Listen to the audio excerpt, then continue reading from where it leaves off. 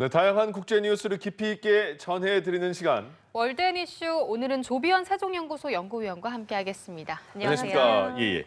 트럼프 대통령이 이란의 해군과 공격 능력 우리가 다 사실상 무력화시켰다. 그리고 우리는 탄약 비축량도 많아서 일부에서 나온 언론 보도처럼 우리가 시간 갈수록 무기가 떨어지지 않을 것이다. 영원히 전쟁할 수 있다. 이렇게 계속 말을 하고 있거든요. 네, 그렇습니다. 그 발언이 지금 트럼프 대통령이 백악관에서 프리드리히 메르츠 독일 총리하고 그 회동을 가졌습니다. 예. 이란 공습 이후의 첫 정상외교 자리에서 지금 그런 발언들을 한 것인데요. 네. 사실 독일하고의 그런 현안들보다는 이란 공습에 대한 미국의 자신감 그리고 이런 의지 이런 것들을 굉장히 강조하는 그런 자리였습니다. 예. 사실 미국의 여론에서 장기전, 소모전 이런 것은 굉장히 민감한 사안입니다. 싫어하죠. 어느 국가 마찬가지겠지만 사실 미국의 경우에는 냉전에 베트남 전쟁이 있었고요. 2000년대에는 이제 중동 전쟁 이런 것들이 있었기 때문에 굉장히 민감할 수밖에 없고 예. 그래서 트럼프 대통령의 입장에서는 지금 자기가 한 이란 공습은 과거와 다르다. 미국은 더 잘하고 있다, 승리할 수 있다 이것을 강조하는 게 매우 중요하다 보니까 지금 그 메르스 총리하고의 그런 자리에서 그런 영원히 전쟁할 수 있다라고 예. 그런 좀 과대한 부분까지도 발언하는 모습이 계속 보여지는 것 같습니다. 예. 그러니까 저희도 이 이스라엘이 이란 공격하고 네. 미국이 이란 공격한 거에 대한 속보를 전해드릴 때 네. 처음에 예방적 타격을 했다 이런 말을 많이 썼거든요. 그렇습니다. 그렇게 보도가 많이 나왔어요. 네네. 그래서 트럼프 대통령도 계속해서 이란이 선제 공격하려고 해서 우리가 공격한 거다 이렇게 말을 하고 있는데 네. 근데 정보 당국은 그렇지 않다고 발표를 했단 말이죠. 네, 그렇습니다. 지금 트럼프 대통령이랑 행정부가 얘기하는 게 방금 말씀하신 선제 공격입니다. 예. 선제 공격은 임박한 위협이 징후가 있을 때 이것을 막기 위해서 먼저 치는 겁니다. 그래서 이게 선제 공격인데 지금 뭐 외신들의 내용들을 종합을 하면 그 선제 공격에 부합하는 그런 임박한 징후는 없었다라는 것이 나오고 있습니다. 예. ABC 같은 경우에서도 이 미국의 국토안보부의 그 보고서의 내용을 이렇게 따오면서 2035년까지 사실 그 이란이 미국의 본토까지 다다를 수 있는 그런 능력은 없다. 네. 다만 이제 뭐 디도스 공격 같이 사이버의 그 논키네틱 그 물리적이지 않은 공격 그런 것들은 가능한데 뭐 그 트럼프 대통령이 얘기하는 임박한 핵 위협 이런 것들은 없었다라는 내용들이 나오고 있고요. 예. 그리고 월스트리트 저널 같은 경우에도 이란이 그 트럼프 대통령은 그 이란이 핵을 거의 가졌고 이게 이제 미국에 대한 끔찍한 위협이다라고 하면서 이 공습 당시 연설에 그렇게 내용을 얘기를 했었는데 예. 그 이란이 그 핵 물질은 뭐 농축을 했을지 몰라도 그런 핵폭탄 수준의 것은 접근을 하지 못했다라는 월스트리트 저널의 보도가 있었고요. 예. 그래서 BBC를 보니까 지금 이번 전쟁을 임박한 징후에 의해서 하는 선제 공격이 아니라 선택한 전쟁이었다라고 이렇게 표현을 하고 있습니다. 네. 그래서 저는 뭐 관련돼서 이제 그 트럼프 대통령이 뭐 명분 싸움에 계속 고민을 하겠지만 가장 어제 동안 가장 좀 깊이 있게 읽었던 글이 네. 그 미국의 싱크탱크 CNAS의 리차드 폰테인 그 CEO가 그 Foreign Affairs에 글을 썼습니다. 예. 근데 글의 내용이 미국의 파월 독트린의 종식이라는 글인데요. 뭐요? 그 컬린 파월 이 장군이 그 베트남 전쟁에도 참전을 했고 W 부시 대통령 때 국무장관을 역임했던 사람입니다. 근데 예. 이 사람이 그 미국의 그 전쟁의 독트린 중에 이제 가장 강조했던 것이 그 전쟁은 미국의 그 최후의 수단이어야 한다. 그러니까 베트남 전쟁이나 이런 걸 겪으면서 앞으로 그 전쟁이라는 것은 그 국민의 지지가 기반으로 된 이런 최후의 수단이어야 된다라고 하는 것인데 예. 지금 미국이 생각했던 전쟁에 대한 이런 사고 자체가 지금 뭐 러우 전쟁, 베네수엘라 여러 가지 지금 국제 정세 변화를 거치면서 아예 생각이 바뀌었다라는 것이죠. 예. 그래서 지금 트럼프 대통령이 선제 공격 얘기하는 게 명분이 없어 보일 수는 있으나 어쨌든 이 패러다임 자체가 변화하고 있다라는 흐름에서 좀 봐야 되지 않을까 생각이 됩니다. 예. 네. 그러면 이제 하메네이가 사망한 이후에 이란의 예. 차기 지도부가 누가 될지에 따라서 좀 앞으로 이 전쟁의 향방이 달라질 텐데 네. 트럼프 대통령은 이란의 새 지도부로 온건파가 들어오길 기대한다고 밝혔는데요. 네. 그럼 만약에 정말로 온건파 지도부가 들어오게 되면 네. 그때는 전쟁이 끝날 수 있을 거라고 보시는지 어떻게 보십니까? 아, 네. 뭐 사실 트럼프 대통령이 말하는 거 보면 그 발언한 내용을 보면은 그 자기가 생각해도 후보군은 이미 다 죽었다. 뭐 그리고 뭐 온건파가 들어오면 좋겠다. 그런데 뭐 그 미국의 지금 망명 중인 마지막 왕세자에 대한 그 질문을 했더니 기자의 질문에 대해서는 뭐 생각해보지 않았다. 그리고 또 베네수엘라 모델을 언급했습니다. 예. 베네수엘라 모델은 결국 그 정권 내부에서의 이렇게 그 선출을 되는 것을 의미하기 때문에 사실 온건파라든지 그런 아예 그 정권을 바꾸라는 그 트럼프 대통령이 초기 이란 시민들한테 얘기했던 그런 내용하고 조금 상충되는 그러네요. 그런 내용입니다. 그런데 지금 그 이란의 최고 지도자라는 것은 그 전문가 회의를 통해 선출이 되고 있습니다. 예. 그 88명의 그 시아파로 구성된 거기에서 선출이 되는 것인데 지금 하메네이가 사망했기 때문에 이제 후계자를 선출해야 됩니다. 근데 이게 최근까지만 해도 이 전문가 회의를 이스라엘이 또 추가로 공격할 수도 있고 해서 예.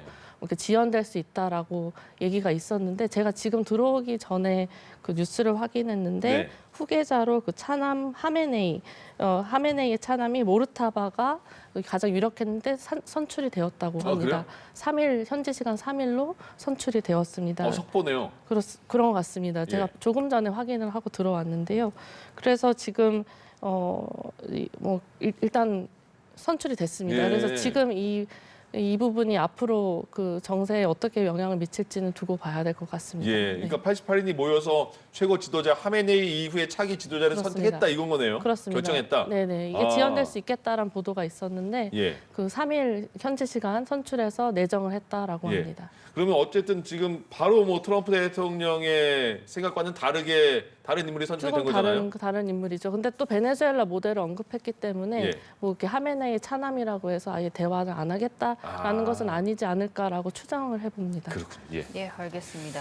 한편 이번에 미국의 전략 전술도 좀 주목을 받고 있습니다. 네. 이번 작전 핵심이 이란의 눈과 귀를 무력화하는 거였다고 하는데 이전에 마두로 대통령을 축출할 때 그때 사용했던 인공지능 AI를 좀 이번에도 적극적으로 활용을 했다고요? 네, 그렇습니다. 사실 이 부분도 굉장히 어제 열심히 많이 들여다봤습니다. 맞아요. 이 댄 케인 합참의장이 2일에 이제 이번 이란 작전 장대한 분노 이거에 대해서 이제 브리핑을 해서 예. 말씀하신 그런 여러 가지 그 자세한 내용들을 좀 들여다볼 수 있었는데요. 네.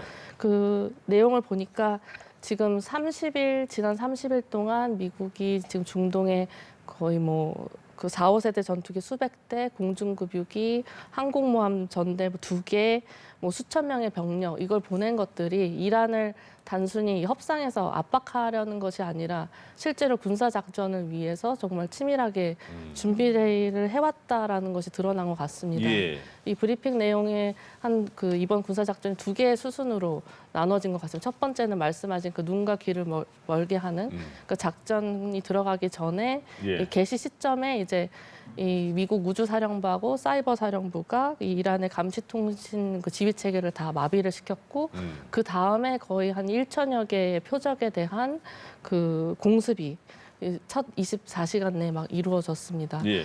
그래서 그 말씀하신 인공지능과 AI에 관련돼서는 예. 사실 이 모든 과정을 준비하는데 사용은 된 것 같습니다. 다만 이제 미국이 공식적으로 이를 확인한 것은 아니고 이제 외신들의 보도가 나오고 있는 사안인데요. 네. 그 내용들을 조합을 하면 지금 미국의 스타트업이 엔트로픽의 AI 모델인 클로드를 활용해서 예. 지금 이란 수뇌부의 동선을 미리 파악하고 그리고 사전에 시뮬레이션 같은 것을 해서 여길 타격했을 때 비용 평가, 위험 평가 이런 것도 하고 예. 그리고 실시간 공습할 때도 이제 영상이나 이런 정보들 취합해서 그 타겟을 선정해서 타격하는 그런 절차까지 이루어졌다라는 이제 추정되는 보도들이 나오고 있습니다. 예. 네. 이 AI 외에도 이번 공습에 이제 동원된 무기들에도 관심을 모으고 있는데 네. 특히나 이 침묵의 암살자라고 불리는 B2 스텔스 폭격기에 좀 눈길을 사로잡고 있는데요. 네. 이게 어떤 위력을 가진 무기인가요? 네, 사실 한국에서는 많이 잘 알려졌을 것 같습니다. 이 B2가 이제 공중급유만 되면 사실 전 세계에 논스톱으로 어디든지 갈 수 네. 있는 미국의 그 초음속 전략 폭격기입니다. 예. 이 사실 대당 가격이 저 화면에 나오고 있는 3조 원에 달합니다. 그래서 멋있게 생겼어요. 그렇습니다. 모습이. 군용기 중에는 가장 비싼 군용기로 알려져 있고요. 예. 그리고 이 B2가 정말 그 위력이나 이런 측면에서 위협적인 이유가 두 가지입니다.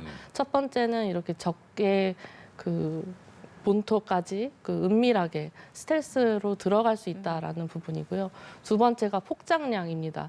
되게 그 세모 모양으로 되게 얇게 지금 화면에서는 좀 그렇게 보여도 네네. 이게 가장 그 핵무기가 아니지만 가장 위력이 강한 그 벙커버스터 GBU 57 같은 경우 이게 13톤이 됩니다. 이 초대형 무게가. 네, 초대형 폭탄이고 예. 그 길이도 6.2m. 그래서 엄청 긴데 이거를 운반할 수 있는 유일한 또 전폭기가 B2입니다. 그래서 이 지난 이란의 그 핵시설 공습하는 예. 그 미드나잇 해머 작전 때도 B2가 들어가서 지금 이란의 그 지하 시설 콘크리트 벽을 뚫고 들어가야 하기 때문에 핵무기를 사용하지 않는 이상 여기를 뚫고 들어가려면 B2가 그 정도 그 초대형 그런 사이즈를 들고 가서 또 투하를 해야 됩니다. 예. 그래서 이게 지금 이번 이란 이번 작전 그 장대한 분노 작전에서도 처음 그 작전 개시한 직후에 본토에서 이제 37시간 왕복 비행을 하면서 이 정밀 관통탄을 이제 투하했다라고 보도가 되었습니다. 그러니까 위력이 큰 전투기는 다 저렇게 침묵의 암살자 이런 별명들이 다 붙어 그렇습니다. 있어요. 네. 예. 근데 이란은 이번에 영상을 통해서 공개한 게 지하에 뭐 무인 드론 같은 드론도 굉장히 수백 대를 일부러 노출을 시켰잖아요. 네. 공개적으로 그렇습니다. 세계에. 네. 그리고 미국은 이란이 그냥 드론을 먼저 띄워버리면 미국은 그거를 요격하는데 그 요격하는 미사일은 비용이 되게 크고 그렇습니다. 이란 드론은 비용이 되게 적다면서요. 그래서 네. 그걸 계속 이란이 노리고 있는 상황인 거예요? 네, 그렇습니다. 지금 이란이 말씀하신 이 비용의 비대칭 문제를 완전히 파고들려고 하는 것 같습니다. 예. 그래서 지금 이란이 지금 군사 작전으로 사용하고 있는 게 그 일회용성인 샤헤드 그 자폭 드론이랑 그리고 소형 순항 미사일입니다. 이게 그 샤헤드 같은 경우에는 그 하나당 거의 2만 불, 3천만 원 정도의 그 대당 가격인데. 네. 이걸 요격하기 위한 미국의 패트리어트의 요격 미사일은 지금 그 400만 달러, 60억 원, 거의 200배가 차이가 나는 규모입니다. 이란이 3천만 원짜리 공격을 하려고 하면 미국은 거의 뭐 200배가 들어가는 수준의 그 엄청난 그 차이가 날 수밖에 예. 없는 겁니다.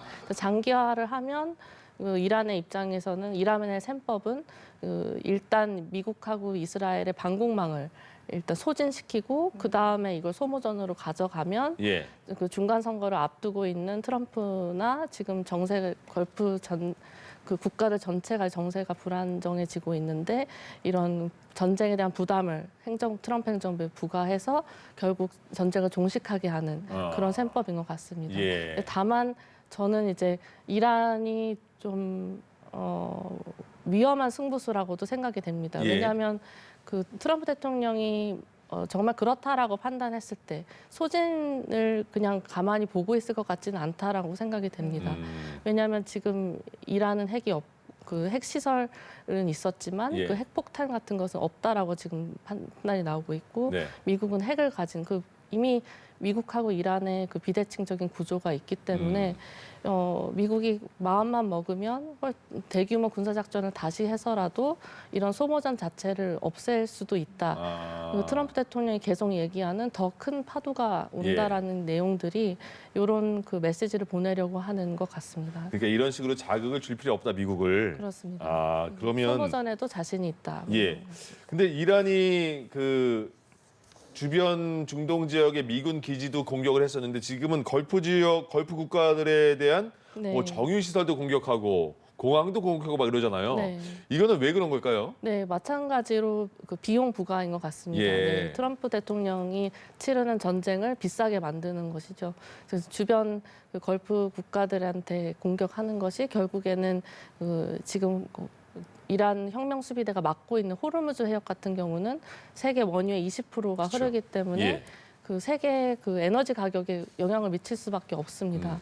그래서 지금 실제로 그 이란 이슬람 혁명 수비대의 그 아브라임 자바리 장군이 직접 뭐라고 말을 했냐면 이 단 한 방울의 석유도 수출되지 못하게 하겠다라고 하면서 예. 국제 유가를 배럴당 200달러까지 치솟게 만들겠다라고 했습니다. 예. 그래서 이 트럼프 대통령 입장에서는 국제 유가가 오르게 되면 석유 가격이 오르고 석유 가격이 오르면 당연히 인플레이션이 되기 때문에 네. 이 민생, 경제, 중간 선거를 앞두고 이것에 민감할 수밖에 없어서 이것을 이제 이란이 공략을 하는 것인데 조금 전에 말씀드린 대로 이런 부분들을 트럼프 대통령이 그냥 보고 있을지는 왜냐하면 이미 트루스 소셜을 통해서 트럼프 예. 대통령이 뭐 지금 호르무즈 해협을 통과할 수 있도록 필요시에 그 미국이 군사 작전을 통해서 이렇게 호위하겠다. 호송을 하겠다. 어. 그리고 뭐 이게 보험이나 이런 조치들을 합리적인 가격에 할 수 있도록 하겠다라고 해서 이 문제를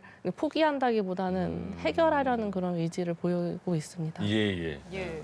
또 하메네이 사망으로 이스라엘의 정보력도 좀 주목을 받고 있습니다. 네.